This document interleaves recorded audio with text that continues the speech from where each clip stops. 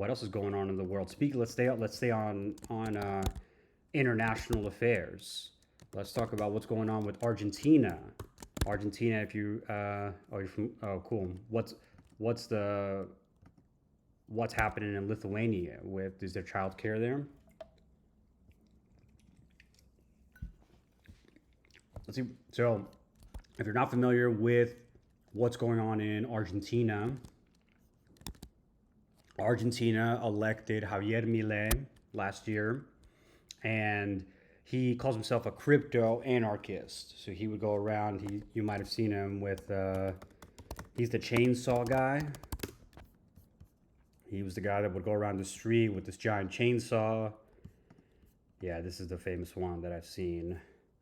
Chainsaw candidate challenging Argentina's left and right. I mean, he's pretty right wing, but this is the famous photos that I saw of him. And so Javier Milei's story is that he's an economist and he's basically a radical free market fundamentalist. He wants to dramatically shrink the size of the federal government in Argentina. He wants to undo a lot of social reforms. So I think some of his first actions in Argentina as the president was eliminating things like the Ministry of like women's rights, anything that focused on diversity, and slashing welfare programs, with the idea of basically implementing in Argentina what they implemented in Chile under Augusto Pinochet's dictatorship, which is shock therapy to the economy, privatized, and encourage foreign investment in an effort to combat inflation. Argentina for many years has been one of the countries with the highest inflation rates in the world. The Argentine peso has become worthless, and he's been trying to solicit foreign investment from Elon Musk, from China. We'll get to that in a second, but basically pushing to privatize as much of the economy in response to the last, I'd say three or four administrations, Argentine administrations. So Cristina Fernandez de Kirchner, she was the previous president. She was a part of a leftist government that was she was previously vice president under her husband, who was president in the early 2000s, and Macri was a center right politician who was a president, I think, end of Obama's term, early Trump term, first term, and they struggled with getting inflation under control. But this week, there was a lot of talk about Milei flying to the United States to try to basically look for a U.S. funded government bailout of the Argentine economy. It doesn't seem that his policies are really bearing fruit, at least not without an economic lifeline from the United States. And so some background on Argentina is that, and I don't know the exact details of it, but in broad strokes, they are very frequent borrowers from institutions, global institutions like the World Bank and the IMF, the Intermonetary Fund. These are institutions that the U.S. government appoints the president. So I believe the U.S. government, the president appoints the president of the World Bank, appoints the leadership of the IMF, or it does that in concert with the European Union. And these institutions lend money to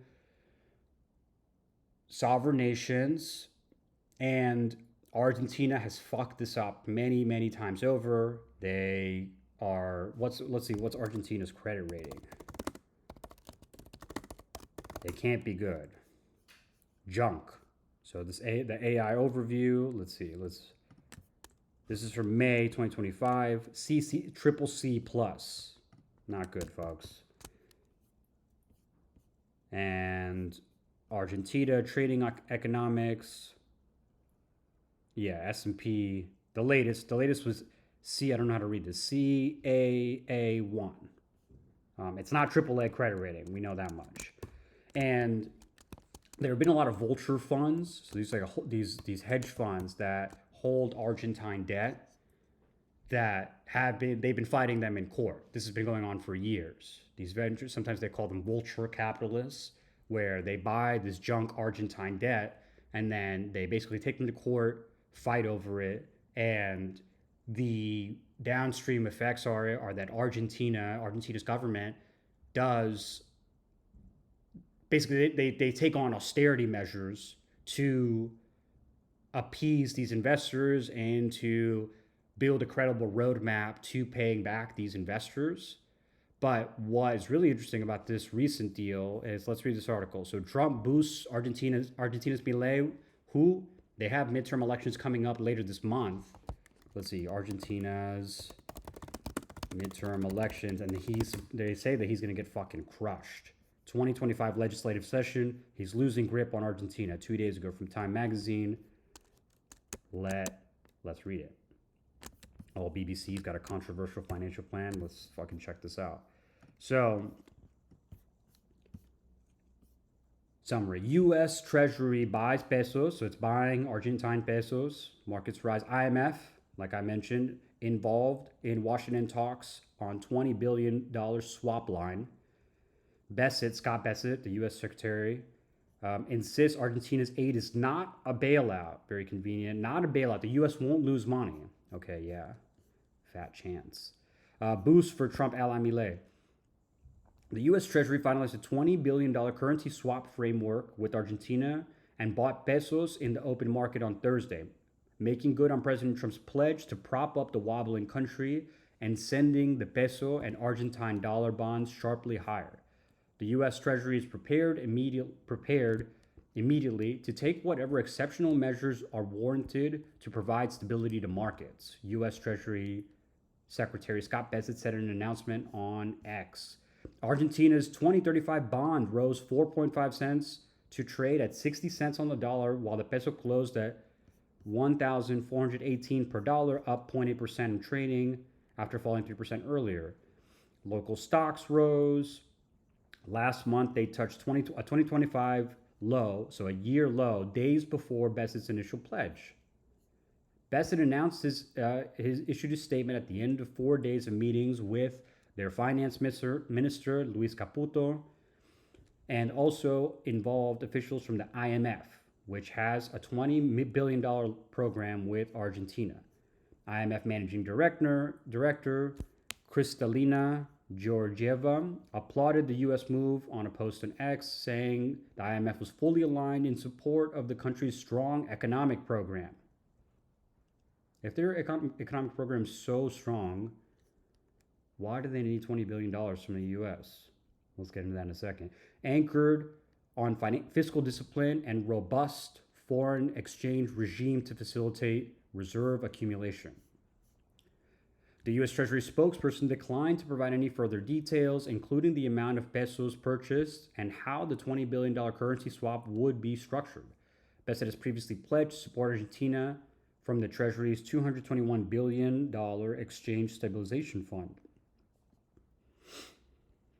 Speaking later on the Ingram angle, which is unbiased, Bessent insisted that the action was not a bailout. You know that if you have to say it multiple times, it's definitely not true. Saying that no money was transferred to Buenos Aires and the ESF. And the ESF has never lost the money. It's not going to lose the money here. Confident words. He added that the assistance provided U.S. benefits, including pledges by Argentina's right-wing president of getting China out of Argentina. This is hilarious. We'll learn about this in a second. Getting China out of Argentina. Its openness allowed the U.S. company to develop its rare earths and uranium resources. Rare earths, been a hot topic this week. How rare are rare earth minerals, elements? They're not as rare as the name would suggest, especially when it comes to China. This is a backstop for Milei. The backstop is partly aimed at giving Milei's party a boost on the October 26th midterm elections. The party wants to strengthen its minority position to solidify his agenda and cut spending and boost private sector investment. Argentine lawmakers are working to limit what the president can do via decrees. Milei loves a good decree, raising the stakes for Milei's party in the midterms. Although the effect on financial markets was immediate, there was no guarantee the U.S. backstop will improve Milei's party's prospects. So basically, we're interfering in Argentina's elections by throwing them a lifeline 2 weeks before to make it look like Milei is doing a good job. Bessent called the success of Milei's reforms of systemic importance to the U.S. by helping anchor a prosperous Western Hemisphere. The closest of allies, Milei, who was due to meet Trump next week during the IMF and World Bank annual meetings in Washington, thanked Bessent. Investors greeted the intervention with a sigh of relief. If they hadn't come through with the promise they made, we would be talking about a complete collapse of Argentina. If Milei's been in government for a year, if he is such a fucking brilliant economist and he is Argentina's savior, why are we on the verge of collapse? Why would they be on the verge of collapse?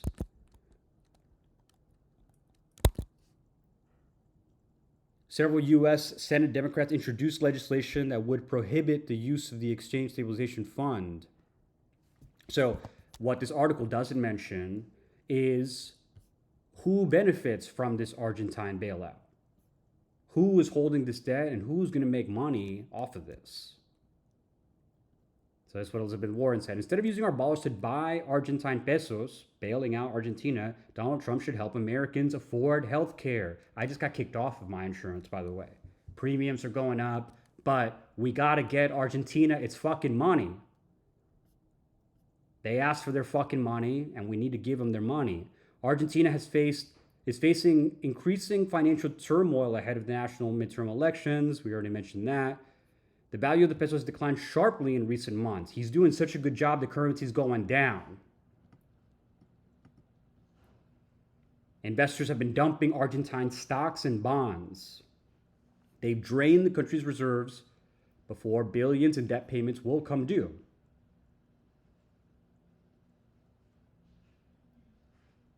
Bessent, oh, this is interesting, who made his name as a trader involved in the Black Wednesday episode in 1992 that forced the UK to devalue the pound, I think that's where George Soros made his money, said in a statement that the success of Argentina's reform agenda was of systemic importance. We just read the other article.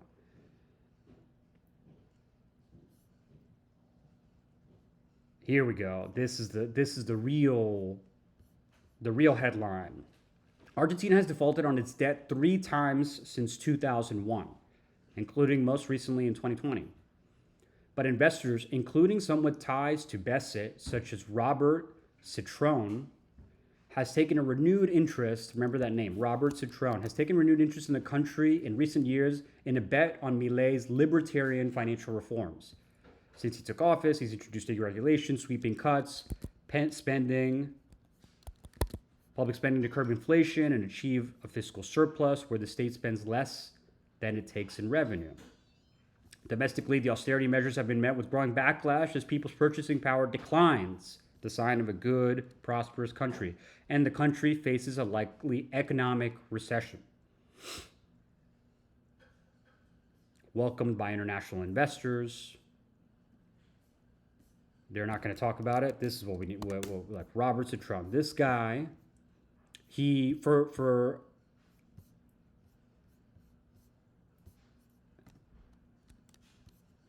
a guy who manages a hedge fund of this size, this guy's going to be one of the richest. He's going to make some of the most money in returns this year. What's it called? Hedge Week. If you didn't know, that's how you stay up to date on hedge fund news. Hedgeweek.com. It's a free ad. They're not a sponsor, but check it out. Discover Capital founder joins top hedge fund earners with a $730 million payday. Robert Citrone, from the Argentine investment debt, the guy who's been betting on the Argentine economy in Milei, founder of Discovery Capital Management, has vaulted into the ranks of the highest paid hedge fund managers, earning an estimated $730 million in 2024, fueled by a 52% net return and outpacing industry heavyweights like Bill Ackman. Citrone capitalized on macroeconomic volatility, leveraging emerging market opportunities in particularly in Argentina, the people that were bailing out, to achieve his fund's best 5-year stretch on record. So Argentina gets a bailout. This guy has the best 5-year stretch on record. Shocking. His bullish stance of the economic policies of Javier Milei led him to invest in government bonds and equities, including a majority stake in Grupo Financiero Galicia S.A., which surged 261% last year. Discovery Capital's assets under management have now expanded to $2.5 billion.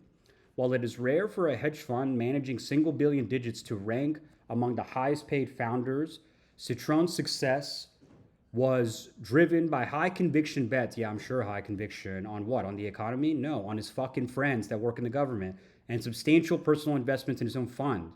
By contrast, industry giants such as Millennium Management's Izzy Englander and Citadel's Ken Griffin, who oversee more than $60 billion, continue to dominate the list.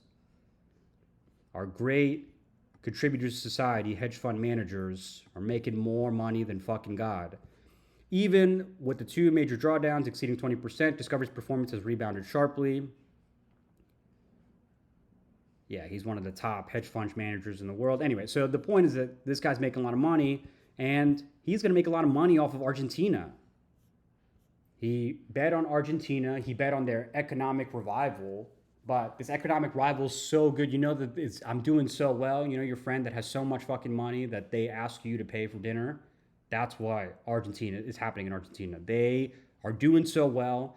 They desperately need a lifeline unless their economy is going to collapse.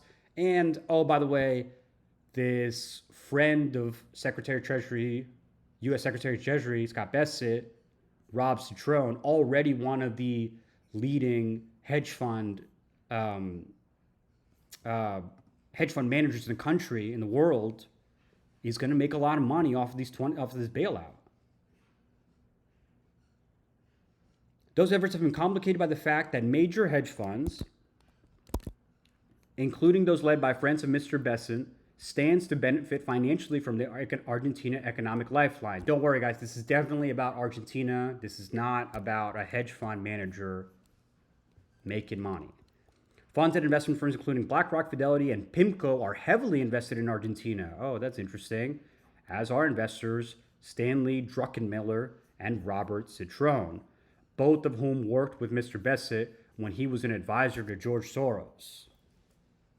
Scott Bessent, advisor to George Soros. That's interesting.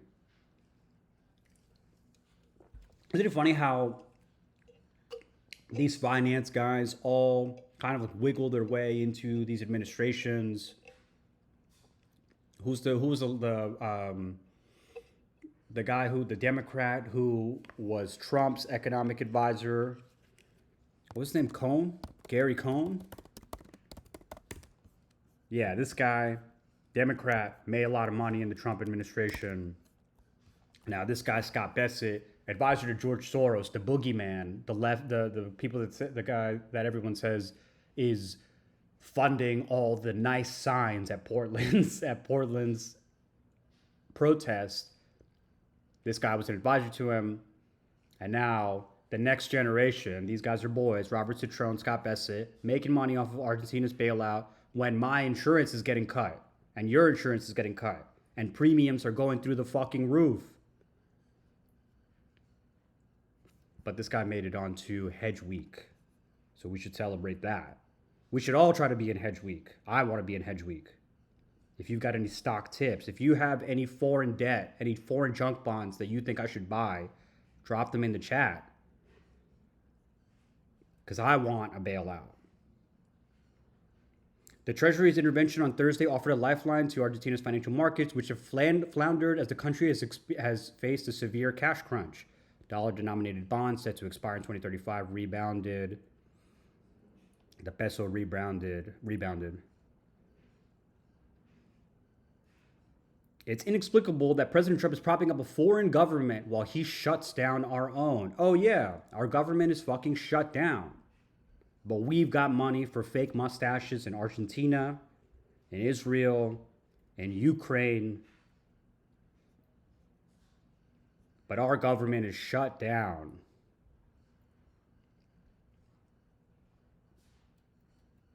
The trope that we're helping out wealthy Americans with interest down there couldn't be more false. Oh, okay, I guess we'll just take him at his word. What we're doing is maintaining a U.S. strategic interest in the Western Hemisphere. Okay, so let's look into this. He says that they're doing it because we're just so invested in the hemisphere. You know, we want Argentina to do well. And then, this is interesting. Mr. Citrone totally didn't have anything to do with this. Nothing to do with it. It's unclear if Mr. Citrone played any role in convincing Mr. Bessent to prop up Argentina's currency. But two people familiar with the deal said Mr. Citrone was in close contract with Mr. Bessent, arguing that if Argentina's currency crashed, so too would the political fortunes of Mr. Milei. Yeah, I don't need insurance, but we need to make sure that Milei stays in government. Right? We don't need childcare. We need Milei in government. Mr. Citrone told Mr. Bessent that if Mr. Milei were to lose the upcoming elections, Argentina would pivot to China. For more economic assistance. Mr. Citrone also apparently told Mr. Bessent that such an outcome would mean the United States could lose one of its most steadfast Latin American allies. They're such a good ally that they're going to pivot to China the second that we don't give them money. Don't you have that friend? Like that friend, he's like, this is my best friend in the world who will immediately fucking drop me if I don't give them all my money. There was no communication, they said. Milei's party suffered a devastating loss in key provincial election in September, and analysts are projecting that his party will face another disappointing result in the legislative polls later this year. Conservative observers were critical of the plan, arguing the deal could end up supporting the country's leftist pro-spending opposition, which is likely to sweep polls. It doesn't matter. Mr. Citrone made his money. Who gives a fuck? Just days after the IMF deal was announced in April, Mr. Citrone flew to Buenos Aires to meet Milei. Totally has nothing to do with the country. Nothing to do with the bailout, but he's meeting their president. Mr. Citrone met with Argentine president just hours before Mr. Bessent had flown separately to the country's capital. Separate planes, no ties. Everyone knows that. If you fly on separate planes, you can't be connected. That's the rule. The U.S. does not say if there will be any guardrails to protect taxpayer money. Of course not. We only do that with our money. We only mean test our own people. We're going to pay for something, we're going to means test the shit out of it, but if it goes to Argentina to a hedge fund, that's not any of our business.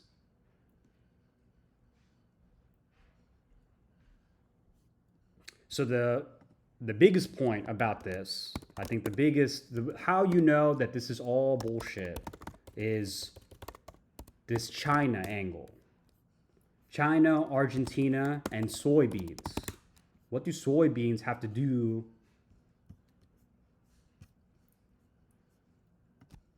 with Argentina?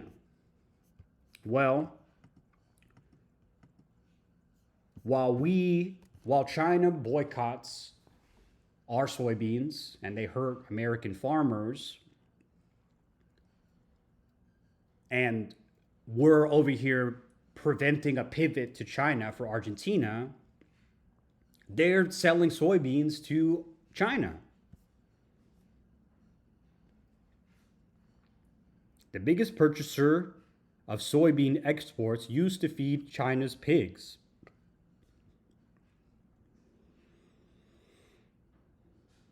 We got to find a home for them, these guys say.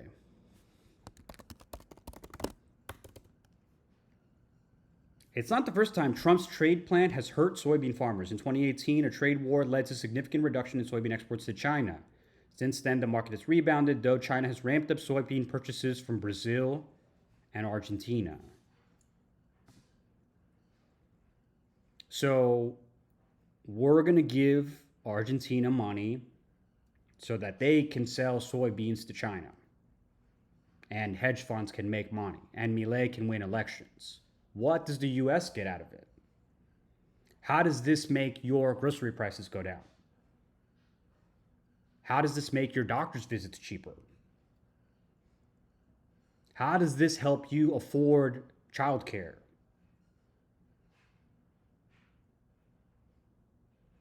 Don't worry, that has nothing to do with hedge fund billionaires making more money. This is all about security. We have to protect the hedge fund middle class. That's who's really hurting. Not the soybean farmers here, not the people whose insurance is getting cut. It's the people being featured on Hedge Weekly. The middle class hedge fund billionaires. These are the people who need our help desperately. Find their GoFundMe, give them your money. Give them your money because they need it. They will do better with it than you can. Give them your money. I'm going to send them my money. Argentina, more important than you. Remember that. When you are at the grocery store and you're paying fucking $400 for chicken and eggs, remember, this is all for Javier Milei and the hedge funds. First they came for the hedge funds and I said nothing. Can't have that. We cannot have that.